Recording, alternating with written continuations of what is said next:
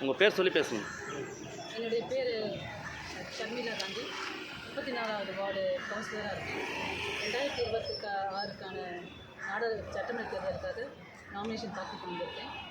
பெரம்பூர் தொகுதிக்கு தலைவர் எனக்கு அந்த வாய்ப்பு கொடுத்தாருன்னா என்னால் நிறைய தலைவரோட பேரை நிலைநாட்டும்படி வருங்காலத்தையும் திமுகவை திரும்ப அந்த வைக்கிற மாதிரி அதில் என்னோட தொகுதிக்கு நற்பணிகள் செய்ய முடியும். நன்றி. வெற்றி வாய்ப்பு எப்படி மேடம் இருக்கு?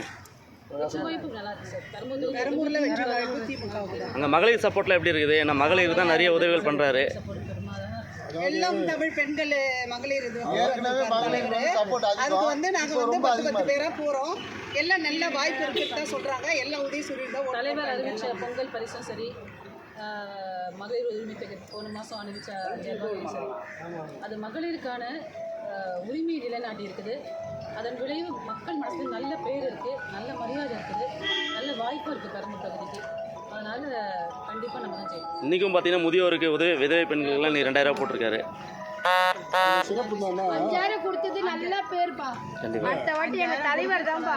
ஏன்னா அந்த 5000 கொடுத்ததுக்கு எல்லாருமே 234 தொகுதியும் தலைவர் தாங்க ஜெயிப்பாரு. இது உறுதிங்க. மகளிர் நாங்களே உறுதி கொடுக்குறோம். தலைவர் தான் ஜெயிப்பாரு. இதில் சிறப்பு என்னன்னா, பெரம்பூர் தொகுதியில் அக்கா அவர்களுக்கு வாய்ப்பு கொடுக்கப்பட்டால் கழகத்தின் சார்பில் அன்னை சத்தியவாணி முத்துக்கு பிறகு பெரம்பூர் தொகுதியில் தேர்ந்தெடுக்கப்பட்ட 2வது சட்டமன்ற உறுப்பினராக பெண் உறுப்பினராக அக்கா அவர்கள் வருகின்ற சட்டசபையை அலங்கரிப்பார் என்பதை இந்த நேரத்தில் தெரிவித்துக் கொள்கிறேன்.